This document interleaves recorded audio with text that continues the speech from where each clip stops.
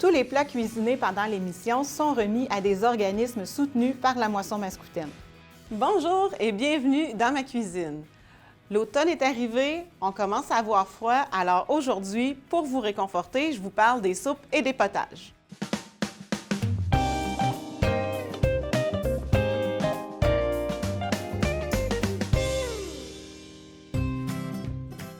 J'ai une bonne question. Est-ce que vous pensez que la soupe poulet et nouilles guérit le rhume? Bien sûr, vous allez me répondre que non. Mais pourquoi est-ce qu'on aime tant ça de la soupe poulet et nouilles quand on est malade? Bien, en fait, la soupe, elle nous réchauffe, elle nous réconforte, puis en plus, ça nous donne à peu près juste ce qu'il faut d'énergie et de nutriments pour aider à traverser ce moment-là.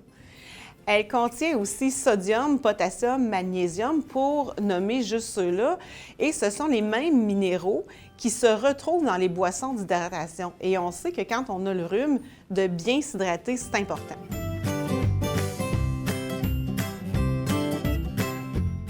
Aujourd'hui, j'ai choisi de vous présenter des potages qui peuvent tous faire office de repas complet.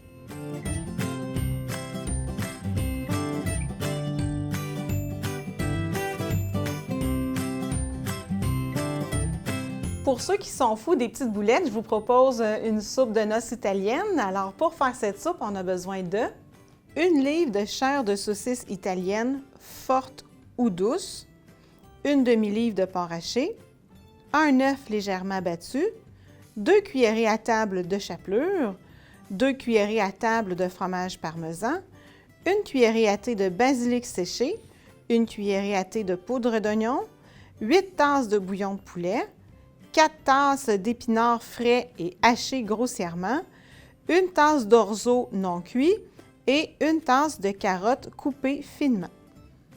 Donc, pour faire la soupe de noces italienne, la première étape, c'est de confectionner nos petites boulettes qu'on fait avec de la chair de saucisse. Moi, j'ai tout simplement pris des saucisses italiennes que j'ai enlevé là, la membrane qui forme la saucisse, le porc haché, la chapelure, le fromage parmesan, la poudre d'oignon, le basilic et l'œuf battu. Je commence par défaire ça à la fourchette, mais ensuite, je vais y aller là, à la main. Ça va être beaucoup plus facile.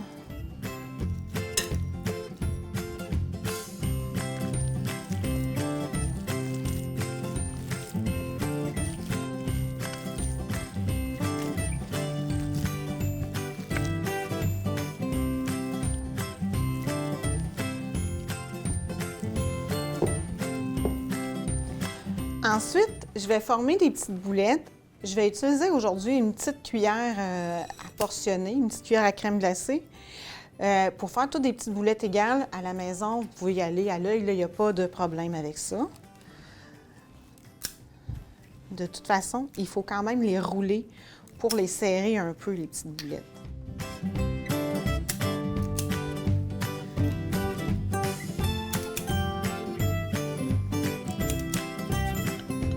On porte notre bouillon à ébullition et on ajoute tout le restant des ingrédients et on mijote 10 minutes ou jusqu'à temps que nos boulettes soient complètement cuites. C'est super important de mettre nos boulettes en premier dans le bouillon bouillant parce qu'on veut que ça saisisse nos boulettes, c'est-à-dire que ça cuise rapidement le contour des boulettes, la surface des boulettes, pour conserver tous les sucres à l'intérieur de la boulette. Ajouter les carottes. Ça.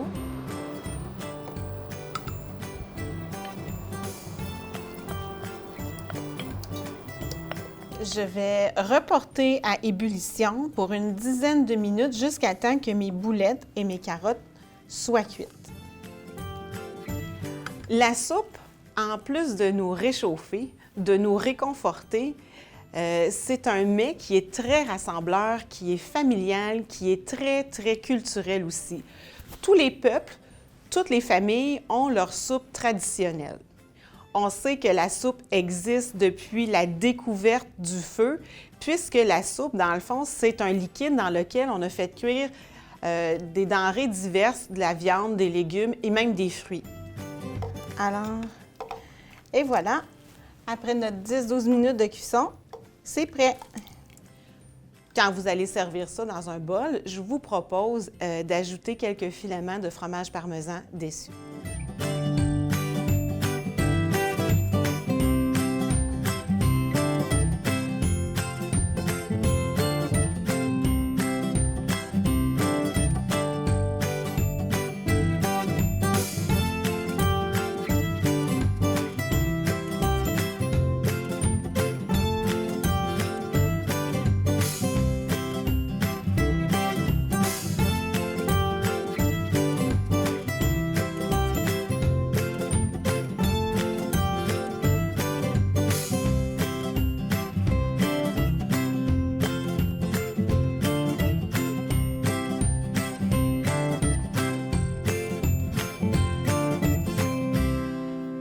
Pourquoi est-ce qu'on aime tant la soupe, tant les potages? Parce que c'est réconfortant. Ça invite au cocooning, ça réchauffe, c'est simple. Ça peut nous faire voyager aussi quand on choisit de faire des soupes avec des épices et des goûts de d'autres pays. C'est léger. Ça nous fait manger plus de légumes aussi. C'est un bon vide-frigo. C'est facile à faire, ça sent tellement bon quand on en fait. C'est facile d'intégrer des protéines dans un repas pour compléter.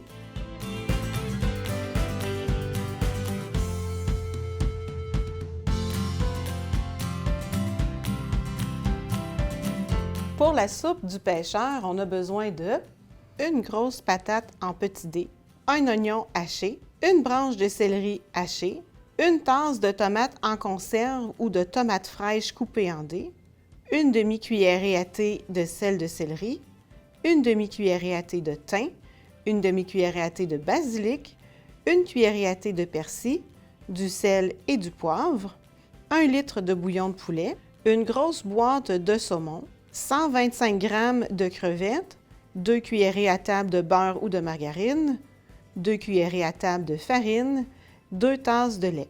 Pour la soupe du pêcheur, on va tout d'abord mettre dans un chaudron tous les légumes, toutes les épices et le bouillon de poulet et on cuit ça pendant environ 20 minutes.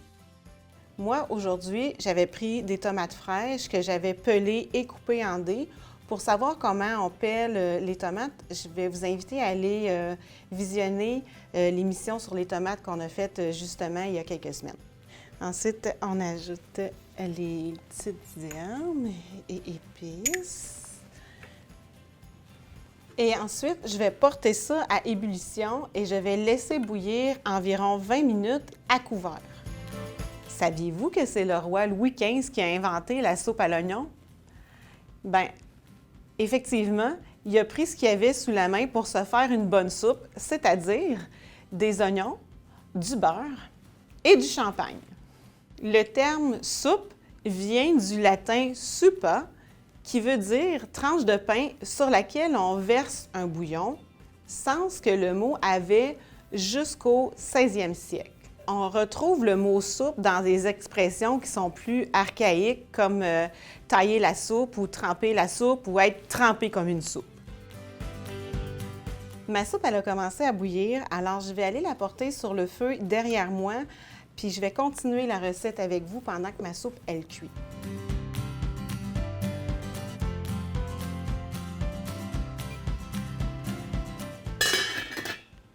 Et voilà. Pour poursuivre, alors, on va se faire une béchamel avec le lait, le beurre et la farine. Alors, tout d'abord, la béchamel, c'est toujours la même chose, hein? On fond notre beurre. Toujours une quantité égale de beurre et de farine. Pour faire simple, une béchamel, on compte toujours 1-1-1. Une cuillerée à soupe de beurre, une cuillerée à soupe de farine et une tasse de lait. Si vous respectez ces proportions-là, vous devriez être toujours pas mal dedans. Mon beurre est fondu. J'ajoute ma farine. Et je vais laisser cuire ça une petite minute. On va ajouter le lait et on va fouetter vigoureusement. Et si vous voulez accélérer la chose, vous pourriez mettre votre lait chaud. Ça irait un peu plus vite pour le porter à ébullition. Pour ne pas faire de grumeaux, la béchamel, on ne la lâche pas. On la fouette là, vraiment jusqu'à temps que ça bout. La question qui tue maintenant. Est-ce qu'on peut congeler un potage quand on a mis le lait ou la crème dedans? Est-ce qu'on peut congeler un potage qui contient du lait de coco? C'est la même question. La réponse est idéalement non. Mais dans un cas où on perdrait la soupe, si on ne la congèle pas, je vous dis, congelez-la quand même. Quand vous allez la ressortir pour la décongeler et la manger, tout ce que vous avez à faire, c'est de passer un vigoureux coup de fouet dedans ou un pied mélangeur si c'est un potage et ça va revenir pareil comme si vous ne l'aviez jamais congelé. Quand on vous dit de ne pas mettre le lait ou la crème quand on fait congeler une soupe, ce qui arrive, c'est qu'à la congélation, le lait se sépare. Il ne surit pas, il ne caille pas, mais il se sépare. Alors, c'est pour ça qu'en passant un vigoureux coup de fouet dedans ou le pied mélangeur, ça fonctionne. Je veux juste porter à votre attention que la soupe du pêcheur, même s'il y a une béchamel dedans, je la congèle toujours parce que ça en fait une trop grosse quantité pour un repas à deux. Alors, ma béchamel à bout, elle est cuite. Ça le cuit environ 1 minute après l'ébullition et c'est parfait comme ça. Vous allez constater que je ne la sale pas non plus. Je vais attendre de la mélanger avec mon bouillon puisque c'est un bouillon commercial que j'ai pris. Les bouillons commerciaux, ils sont tous très salés. L'idée derrière cette béchamel-là, c'est d'ajouter de l'onctuosité à la soupe sans ajouter trop de calories. Si vous souhaitiez ne pas faire cette béchamel-là, vous pourriez ajouter un contenant de 473 ml de crème à 35 % épaisse. Ça ferait le même travail. Un peu plus calorique, par exemple. On va verser la béchamel dans notre soupe et on va reporter doucement à ébullition. On va ajouter les crevettes et le saumon dedans. Alors, je vais ajouter les crevettes ici. Le saumon, moi, ici, j'ai pris une boîte de saumon. Vous pourriez prendre du saumon frais ou un restant de saumon que vous avez mangé. Si vous faites cuire un saumon frais pour faire la soupe, vous pouvez le faire pocher et moi, je réutiliserai ce bouillon-là pour faire la soupe. Alors, je mettrai mon bouillon de poisson et je compléterai avec le bouillon de poulet pour faire la soupe. Maintenant, on va prendre la boîte de saumon et quand on a une boîte de saumon, je le choisis toujours avec les arêtes et les os et la peau. Et ça ici, là, les os ici, qu'on va prendre comme ça, je ne le jetterai pas. Il y en a beaucoup qui le jettent, qui n'aiment pas cette texture-là. Moi, je la garde et je l'écrase tout à la fourchette comme ça. Et puis, je vais le mettre dans ma soupe aussi. Pourquoi? Parce que c'est dans la peau et les os qu'il y a plus de calcium et de vitamine D. Alors, si je jetterais ça, je jetterais une belle source de vitamine qui est bonne pour moi. Puis quand vous l'écrasez comme il faut, il n'y a plus personne qui s'en aperçoit.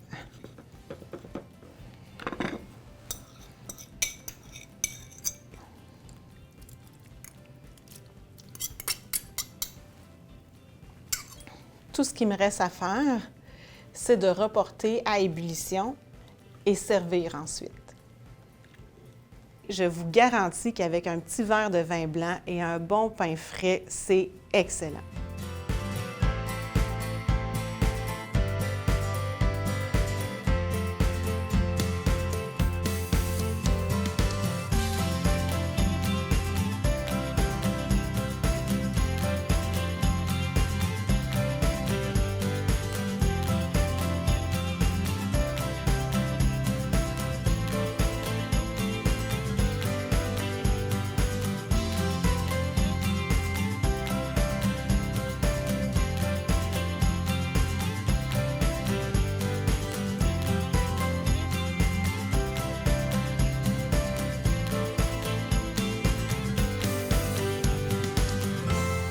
mot soupe vient le mot souper, c'est-à-dire le moment de manger la soupe. On a des expressions très imagées avec le mot soupe. Par exemple, soupe au lait, ça veut dire quelqu'un qui se met en colère rapidement et brusquement, comme une soupe au lait qui, en chauffant, d'un coup monte et déborde. L'expression « gros plein de soupe », c'est quelqu'un de gros et de maladroit, comme un enfant qui, gonflé d'avoir mangé trop de soupe, devient plus lent et plus maladroit. Voir quelqu'un dans sa soupe, c'est être tellement obsédé par la pensée de quelqu'un qu'on la voit jusque dans notre soupe. Ça veut donc dire qu'on est tellement en amour avec. À la soupe, c'est le temps d'aller manger de la soupe, donc c'est le temps d'aller souper. Arriver comme un cheveu sur la soupe, ça c'est une arrivée inattendue et non désirée de quelqu'un ou de quelque chose.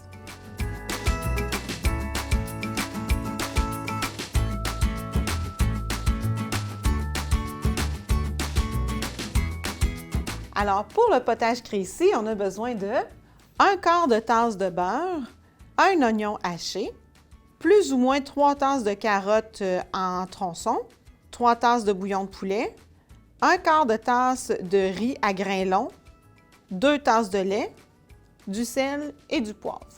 Pour servir, du fromage râpé et du persil. Pour le potage créci au fromage, dans une grande casserole, on va faire fondre le beurre et on va faire suer les oignons.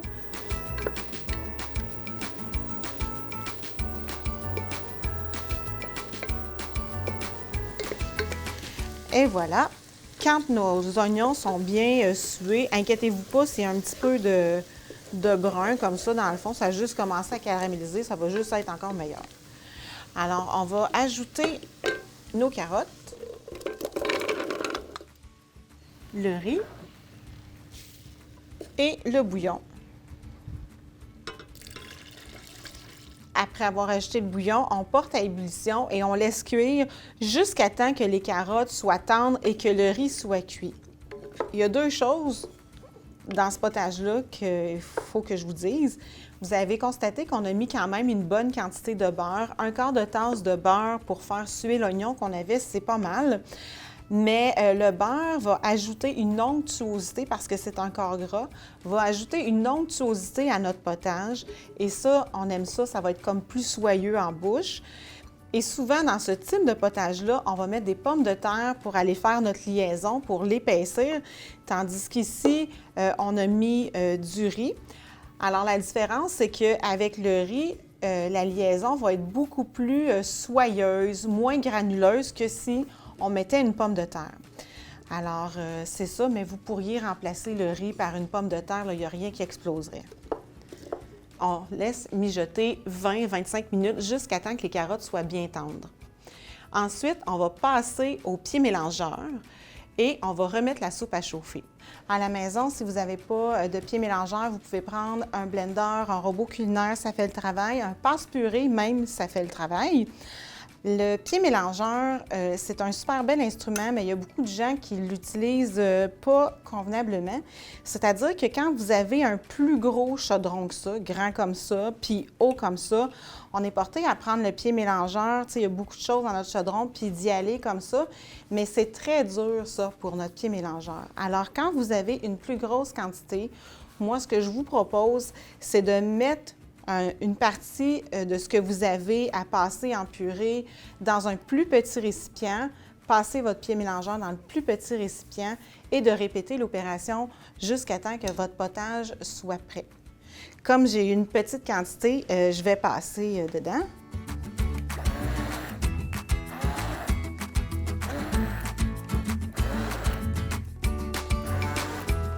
La quantité maximale de liquide, quand on passe au pied mélangeur, il ne devrait jamais avoir plus que le 3/4 de la tige qui devrait être plongée dans le bouillon. Et on ne reste pas toujours dans le fond, hein? On bouge comme ça pour réussir à faire une belle purée.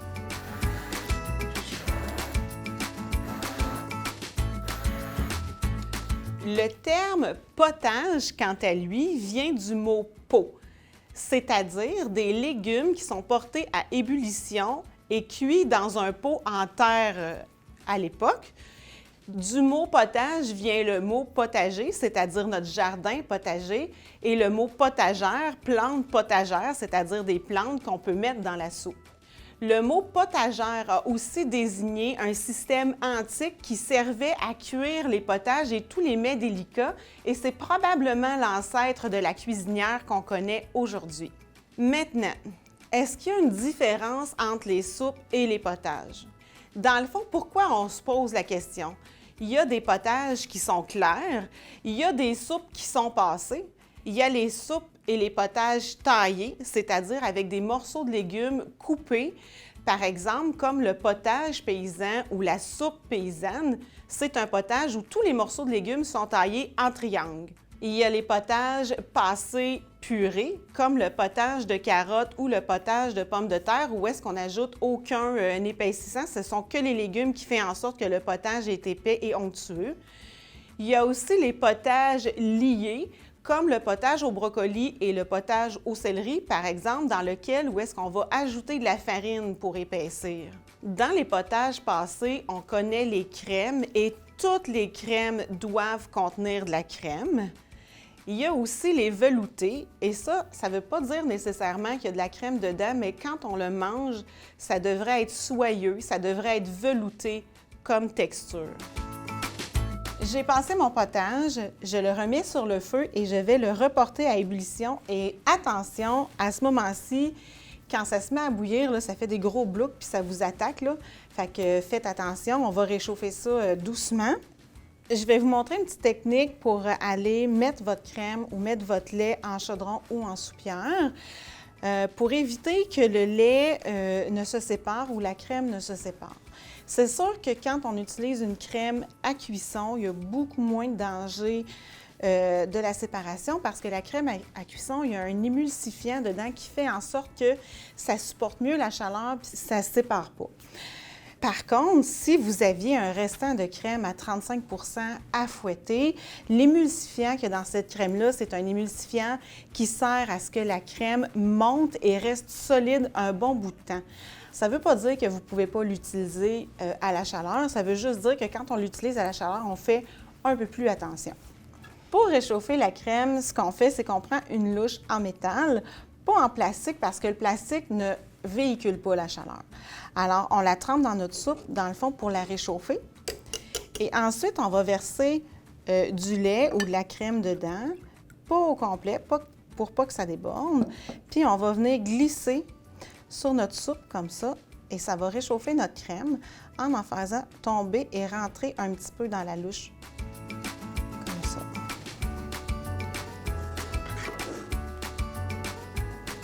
Et on recommence. Vous n'avez pas besoin de tourner pendant 20 minutes, là. Juste une petite minute, là, ça le fait bien. Ce potage-là, aujourd'hui, je l'ai fait vraiment nature.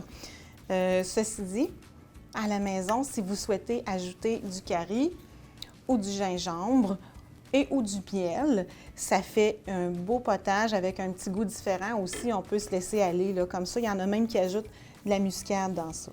Au moment de servir, vous allez servir votre soupe dans un bol et que vous allez dessus garnir de fromage, le fromage à votre choix et quelques croûtons au beurre si vous en avez.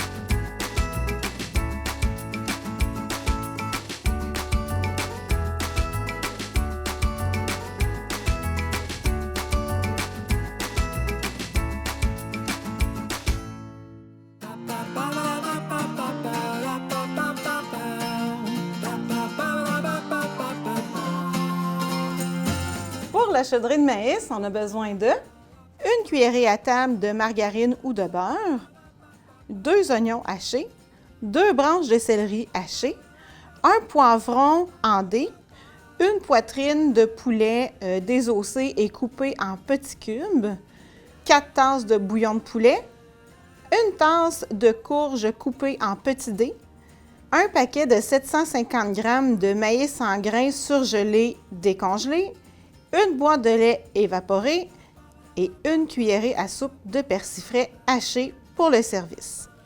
Pour la chaudrée de maïs, on va, dans une grande casserole, faire fondre le beurre, ajouter oignons, céleri, poivrons et on va faire suer ça environ 5 minutes jusqu'à temps que les légumes soient tendres.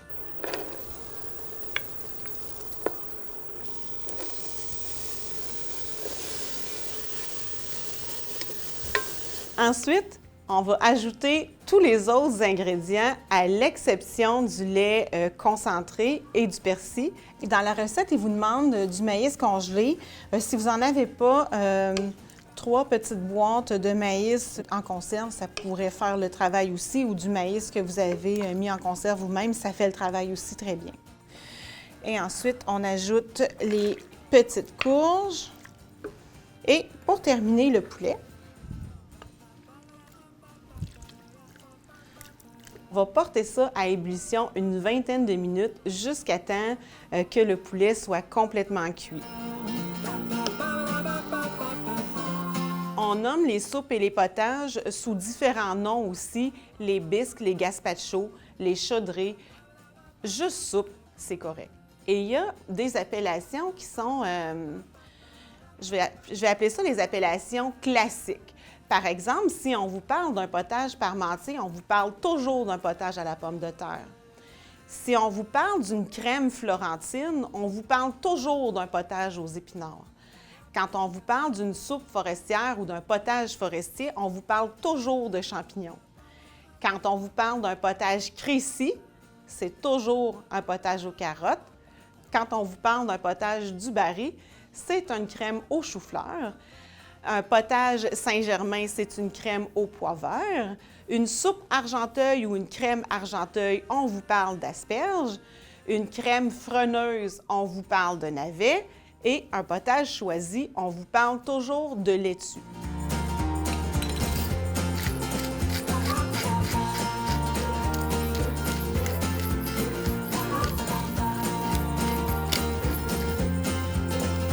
Maintenant que ma soupe elle a bouilli une dizaine de minutes, je vais ajouter mon lait concentré dedans. On a sur le marché du lait évaporé de type carnation et du lait condensé sucré qui est le lait Egglebrand. Plus pour faire des desserts, nous, on utilise vraiment le lait évaporé. Alors, on va verser dans notre soupe, tout doucement. On va mettre toute une boîte. À la maison, si vous n'avez pas ça, du lait évaporé, du lait carnation, ou vous n'aimez pas ça, vous pourriez très bien à la place ajouter 2 tasses de crème à 15 % ou plus si vous le souhaitez. Ensuite, on fait chauffer seulement sans le porter à ébullition, mais pour que ce soit bien chaud et c'est prêt pour le service.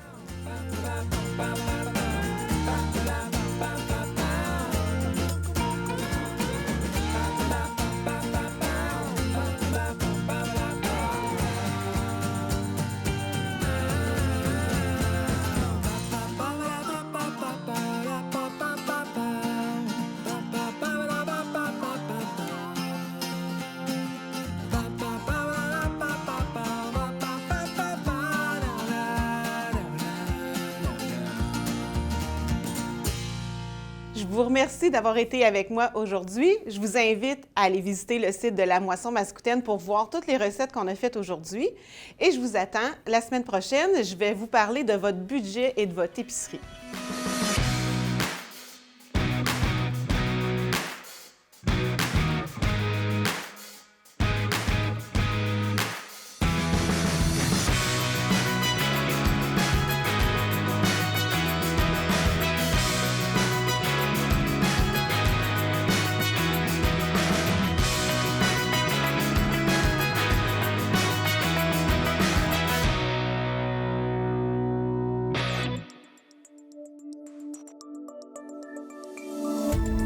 Cette émission d'Accès est appuyée par Cogeco et est rendue possible grâce à la collaboration de la communauté avec Nous TV.